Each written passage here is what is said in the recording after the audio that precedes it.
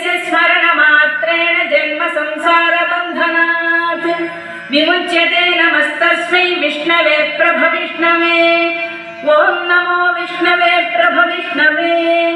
श्रीवैशम्पायन उवाच श्रुत्वा धर्मानशेषेण पावनानि च सर्वशः युधिष्ठिरः शान्तनवं पुनरेवाभ्यभाषत।